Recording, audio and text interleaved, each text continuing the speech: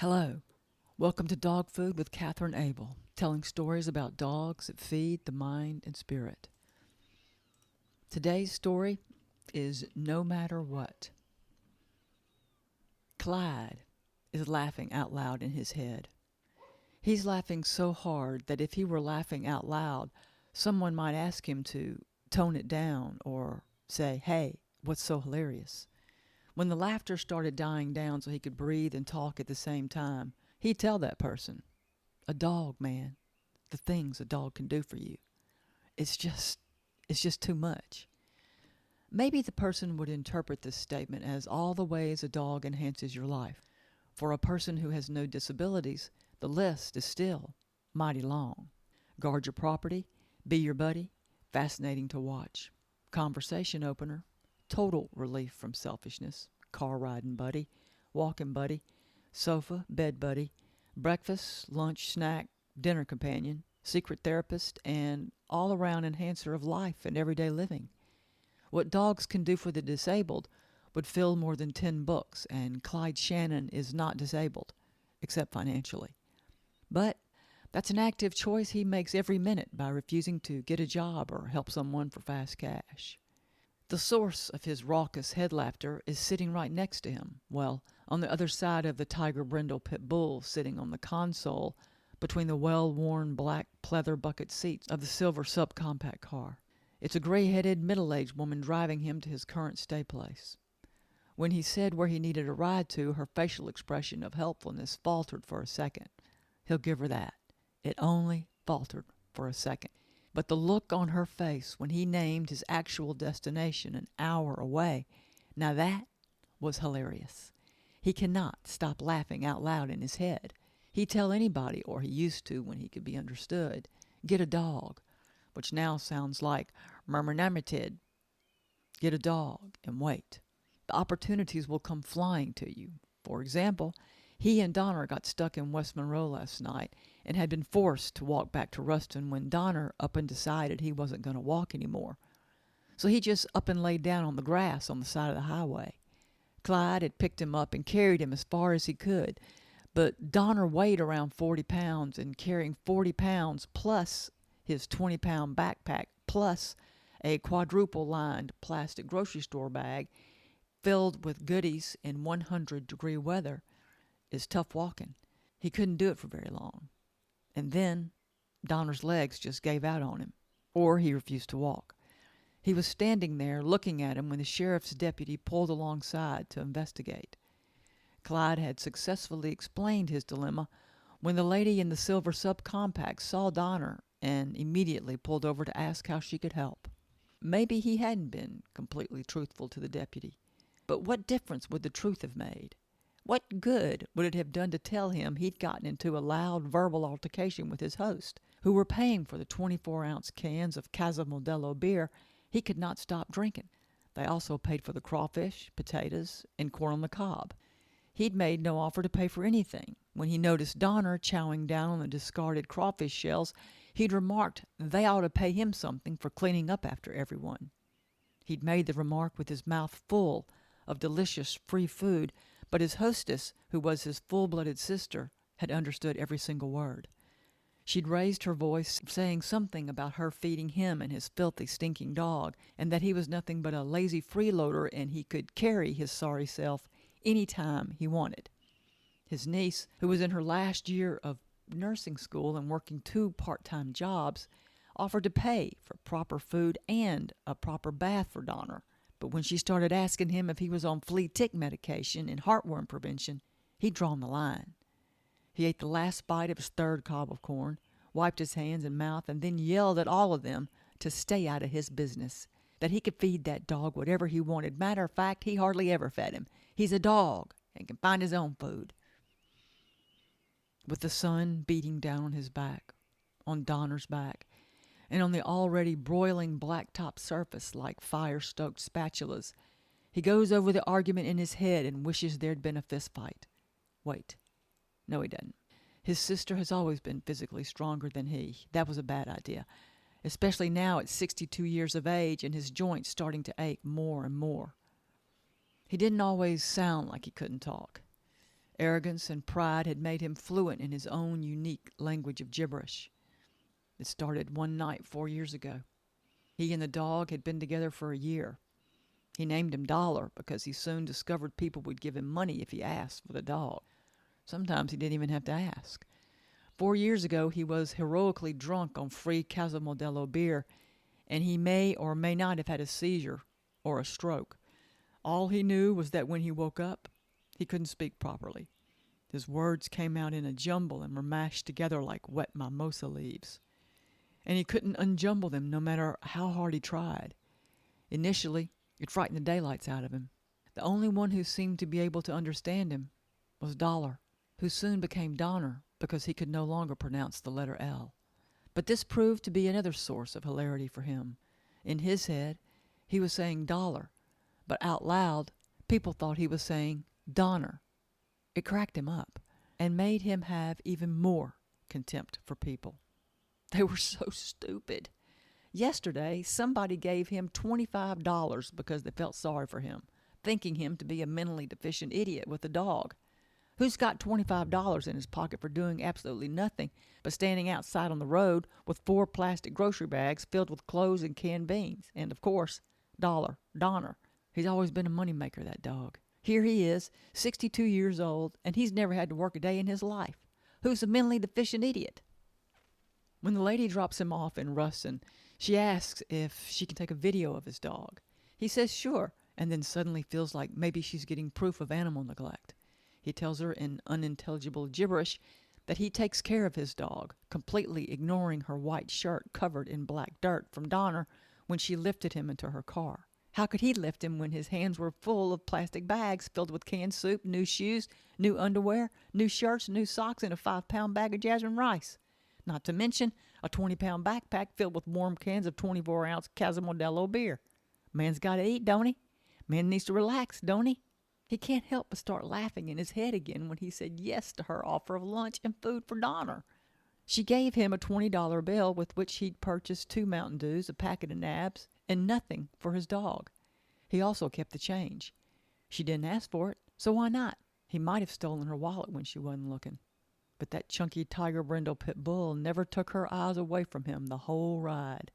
Donner was cowering down on the floorboard, informing him of the genuine threat she posed in case he had any doubts. Plus, the 70-pound shaggy black dog lounging in the back, but wide awake, kept his hands where they needed to be. Wasn't but a 3-inch wide console between the seats, yet that pit bull balanced perfectly on it and rode right there the whole time. That dog was confident, too. He wondered for half a millisecond how she got to be like that. Velveleen Wilkie, the owner of his current crash pad and sometimes girlfriend, does not look happy to see him. She ought to be. At 84 years old, she better count herself lucky to have a man 20 years her junior walking up on her front porch. Once Donner is out of the car, he starts barking up a storm until Clyde tells him to hush. The lady leaves without a thank you from him. Clyde Shannon wouldn't know how to express gratitude if he had to fake it to save his life. Why should he thank her? She's the one who offered a ride and food. He hadn't asked for nothing. Why should he thank her? Why'd she have to take that video? That has put him in a foul mood. If he weren't exhausted from the drinking, eating, and fighting from the night before, the hangover of today, and the miles of walking in the Louisiana summer heat, he'd pop off at the mouth when Velveleen tells him that filthy dog better stay outside. Did he ever bring Donner inside? No. Then why does she have to act like he does? He's sick and tired of her. If she didn't let him sleep in the spare bedroom, he'd say a thing or two.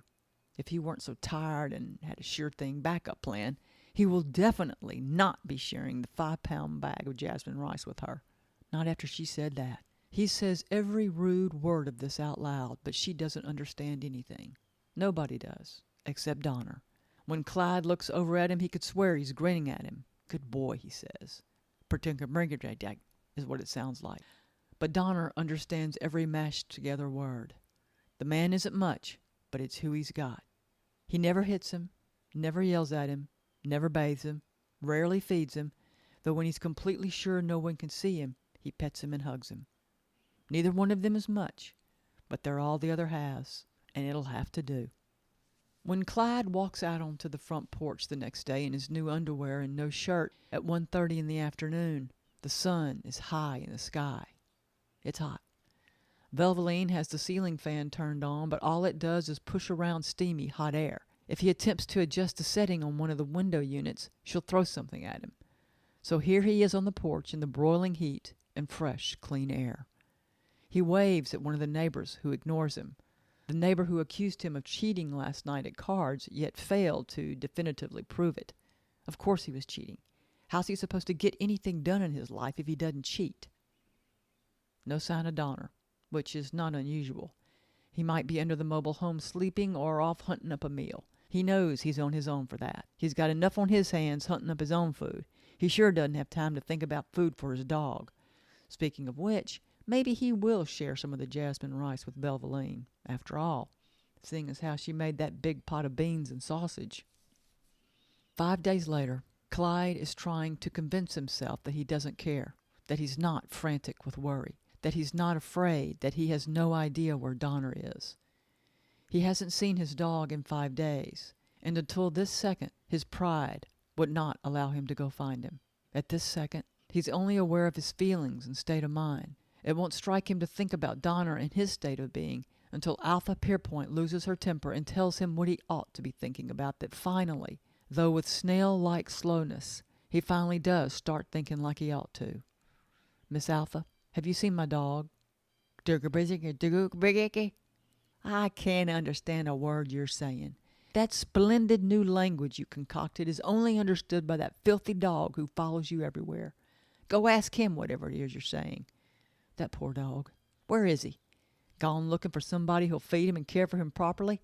That's what I bet. Good for him, poor baby. Why you want to treat a dog like that? Never mind. That's the same way you treat your fellow man, Clyde Shannon. All you do is take. Have you ever in your life given anyone anything just for the sake of the act of giving? I bet you never have. Well, Clyde, a relationship based on constantly taking from the other in the relationship is a relationship doomed to failure. Your best friend, your constant companion, whom you can't even deign to procure food and flea medicine for, has finally come to his senses and left. Good for him. Good for him. What do you care? You'll find another poor abandoned dog and trick him or her into thinking you care when all you do is use, and take. Maybe somebody will give him a bath. I hope so. Of course, when they do, they're going to see how skinny he is. Now get out of my yard, Clyde Shannon. Clyde is about to tell her she doesn't know what she's talking about, but the door closes before he can get a few choice, mashed-up words out. She doesn't know what she's talking about. He turns away to continue his search in the mobile home park. There are over 100 slender homes here. Surely Donner will be around one of them. As he makes his way up and down the long rows, he asks, has anyone seen his dog? People look right through him, as though he's not even there, and he knows every single one of them. Why, here at Elma Thornton's, he tricked her into giving him some money he swore he'd pay back, but of course never did. That was 2 years ago, and she's still asking for it? Where's he going to get $100? Does he look like a money tree? 2 weeks later, he's sitting on the rotting edge of Velveline's front porch. Much has changed in his life. Most notably has been his speech. The gibberish mash has evolved into comprehensible English words. The pronunciation is still awkward and stilted, but saying over and over again, "Have you seen my dog?" now sounds exactly like, "Have you seen my dog?" Velveline is merciless. This man has used her for food, spare change, transportation, and a roof over his head for far too long. She's saying the same lies, and he's sick of it. You finally ready to admit you're moping around about a dog you never cared for? I did. I do care for that dog. Uh-huh. What kind of dog food did you buy him? What flea and tick medication did you give him? Do you know what somebody told me yesterday? You can buy a flea and tick collar for $10 that will last almost 6 months and is even waterproof. Not that you ever cared enough about him to help him stay clean. He eats people food. You're right about that. Listen to yourself, Clyde. He eats people food. Not he eats my food, because you never fed that dog anything but naked chicken bones. And like all of your so-called friends, he disappeared. Even the most loyal creature on the planet abandoned Clyde Shannon. And you are still too full of pride to admit how much that dog means to you. I feel sorry for the next one. I feel sorry for me. all the misery you have nonchalantly caused others. How does it feel? How does it feel? When I get tired of gloating and looking at your terrible sorrow, I want you gone. And don't ever come back. That poor dog's leaving has made me realize what a truly despicable man you are. And that 5-pound bag of jasmine rice you think you've been hiding, it's in my pantry, and it better be there after you leave. Clyde has no clever, mean-spirited comeback. He's too depressed. He doesn't even care she stole his jasmine rice. He thinks he'll cry if he opens his mouth. He sits straight and closes his ears to the onslaught of insults Velveline pours over his head. He doesn't care. He doesn't care he has no place to live. He doesn't care that since Donner disappeared, people stopped talking to him and giving him free beer. He doesn't care Donner is gone. He doesn't care. Donner, Donner, please come home. Underneath the bridge, there's a light breeze that carries away the stench Clyde has been wearing for some time. He has lost weight. He has gotten sober. He can't remember the last time he took a shower. He truly looks like the pitiful vagrant he has become. His hair is dusty with dirt from the ground on which he sleeps every night. His once new jeans are stained and torn from his misadventures, carelessness, and the spite of 2 teenagers 2 weeks ago. He sits under the bridge and is grateful the breeze carries away his stench. Thank you, breeze. The river is in front of him, and he cannot swim. He's far from where he was because of his constant search for his dog. In his right hand he holds his cell phone, which he dare not let lose its charge. Within the slim rectangle is all he has connecting him to sanity. Taking his eyes from the fast-flowing river, he brings the phone into the shade so he can look at the marvelous treasure he once foolishly disdained. The tip of his index finger swipes and swipes across the screen, bringing into high-definition focus the thousands of photos of his dog, Donner. He cried when one dark night he looked up what it meant. It made him sob like a heartbroken child who has lost what is most precious to him in all the world. There, under the bridge, he cried as he squatted next to a pile of trash that seemed to always gather and grow there. To give. That's what Donner means. Look, here's a photo of when he found him beside the dumpster in Union Parish. He was just a little puppy who could fit in the palm of his hands. He had a thick red-brown coat on his back legs, and shoulders. There's white on his chest and underbelly, and half of his face is tan. He can just make out the thin white line that grew in length as he aged, from his forehead almost to his nose. The next 20 photos are close-ups of Donner's face. As tears gently roll down Clyde's cheeks, he stares into the bright-eyed regard of his best friend he never knew was a best friend until he was gone. His eyes are gold brown and hold all the intelligence in the world. The next 40 photos are of Donner walking, sitting, running, rolling on his back, and sleeping. He has so many photos of Donner sleeping. When he gets to the 30th selfie, he has to stop because the tears have clogged any hope of vision. But he still sees them in his mind's eye. He and Donner sitting side by side on a picnic table, his arm around his dog, holding him close. Him sitting under the shade of a dark green-leafed magnolia while Donner's head rests on his shoulder. Donner sleeping in his lap. Donner, Donner, Donner. To give. That's what his dog did too. Even when Clyde could count his ribs, he gave of his love, friendship, patience, and companionship. Clyde knows he would have gone insane if Donner had not been around. The older he gets, the more nervous his mind seemed to get. He rests his head on his folded arms on top of his knees and says out loud, "I'm sorry, Donner. I miss you so much." Bright and early the next day, Clyde is hustled out from his dirt bed by a gray-haired woman with 1,000 wrinkles and too much energy. There's a big, beat-up black pit bull with her who stalls him from arguing. Get up, young man. The world is waiting for you." Clyde is so depressed, literally his mind and spirit feel as though they're depressed into the ground, deep into the earth where they're slowly descending lower and lower every second. As he looks over at the river, unable to free his hand from the strong grasp of the wrinkled woman, he wishes his body were lifeless and deep inside the earth as well. He has no energy, no will to fight or argue. He allows her to take him where she will. "What's wrong with you? Why so sad? We feed you, we talk, we plan, we dream, and maybe soon we laugh." We will help your sorrow leave, maybe, huh? He can't take his eyes from the dog who has as many scars on his face and body as the old woman has wrinkles on hers. Clyde is sitting on the side of his single bed in the homeless shelter. He's putting on his new used shoes over his new used socks. His underwear is new. His red t-shirt is new used. His well-worn jeans fit perfectly and feel wonderful. He rubs his hand over his freshly shaved face and his clean hair. He breathes in deeply and only smells fresh, clean smells. Yesterday, he legally obtained a driver's license. He doesn't know why. He has no car. But Thousand Wrinkles' enthusiasm and encouragement had won him over. She'd convinced him he could succeed at something without cheating or relentlessly lying. And by golly, he had. He had honestly acquired a legal driver's license by careful, diligent study. And the crazy surprise was how good it felt. It just felt good. He pulls out his new used wallet and looks at his old mug and almost smiles. He looks at the date and immediately his mind calculates without him being able to control it, because he still counts the minutes, days, and weeks since he last saw the greatest treasure ever. 4 months, 2 days, 14 hours, 32 minutes, 12, 13, 14, 15. Clyde, come on, your future awaits. We don't want to be late. He looks up at his friend's wrinkled face and nods. Yes, Ophira Flowers is his friend. He has confessed to her every moral crime and every thieving act he ever committed.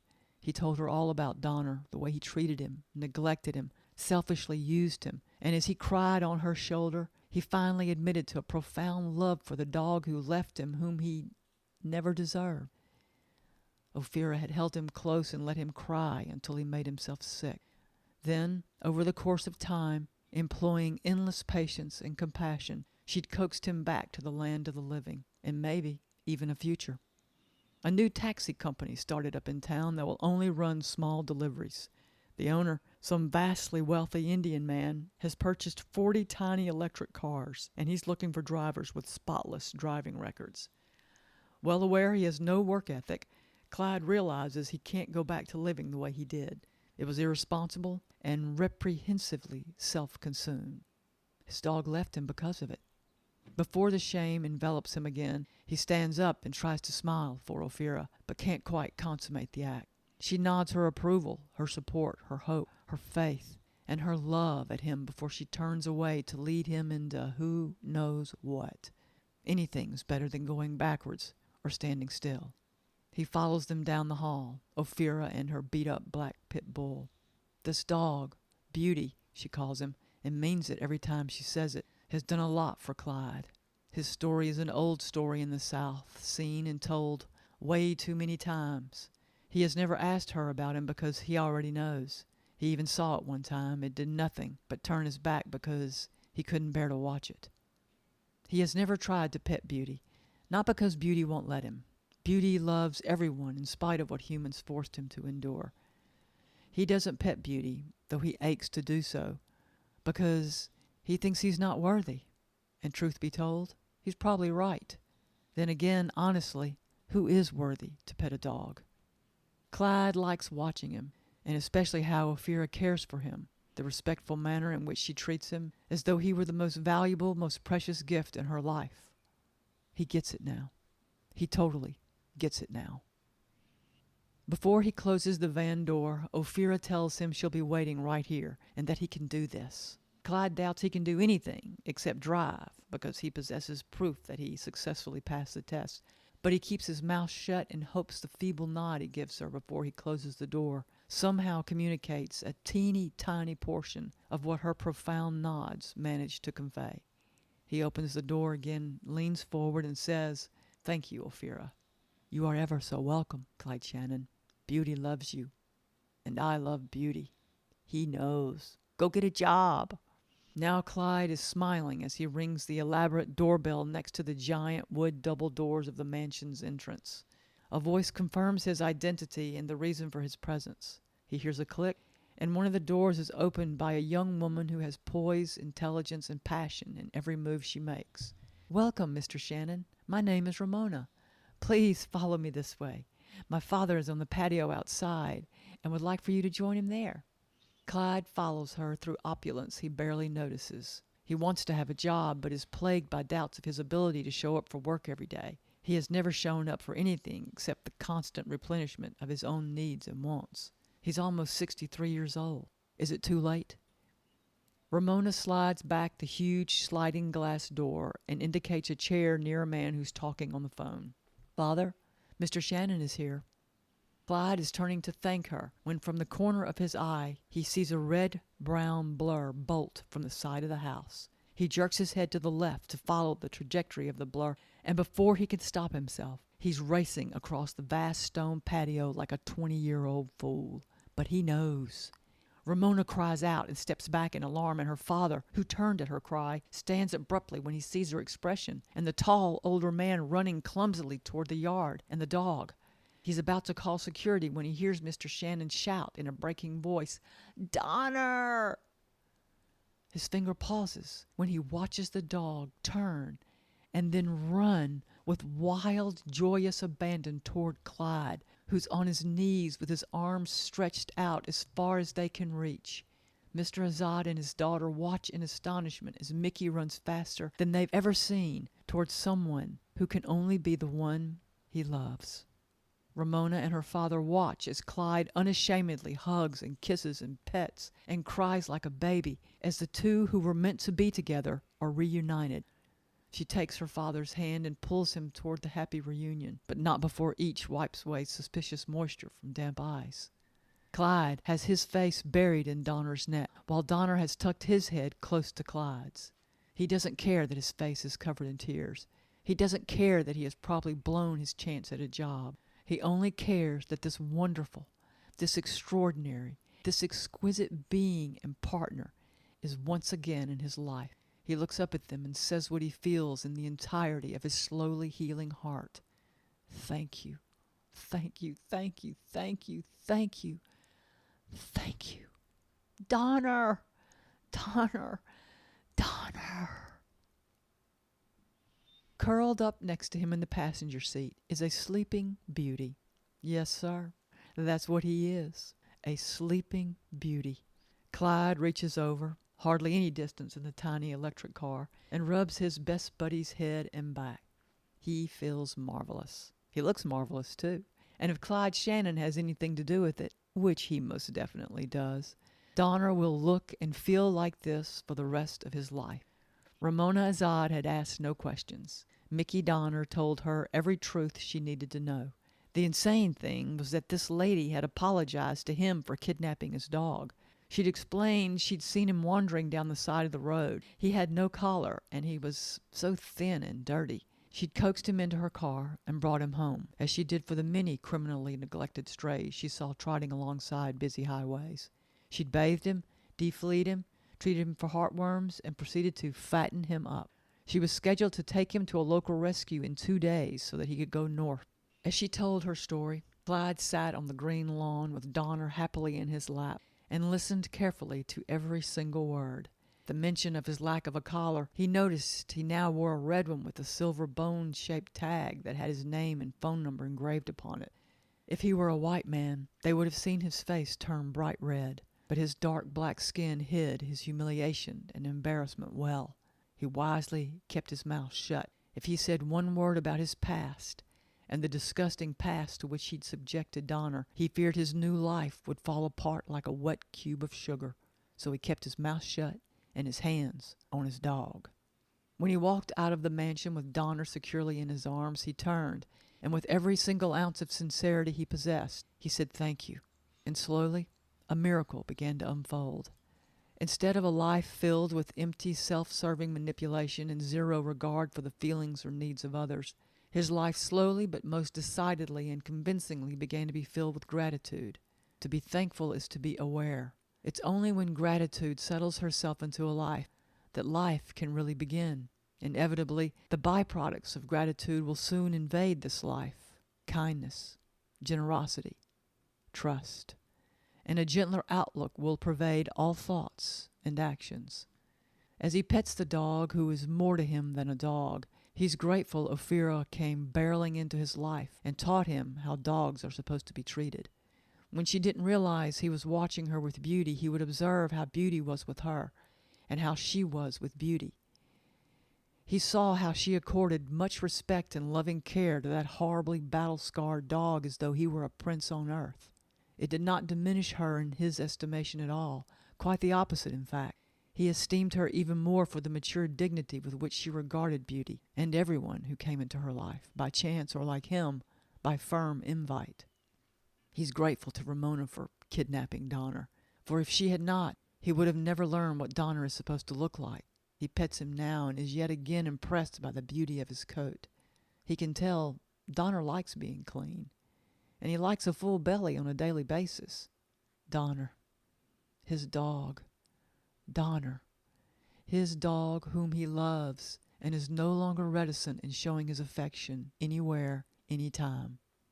Donner opens his eyes when he feels his human caress his head and back. He stares at him while he maneuvers the vehicle toward their destinations. He missed him so much. He certainly enjoyed his stay with the human woman, but her attention can't compare to this one. The woman cared for him. His human needs him. The human woman played with him a bit every single day. His human craves his company all the time.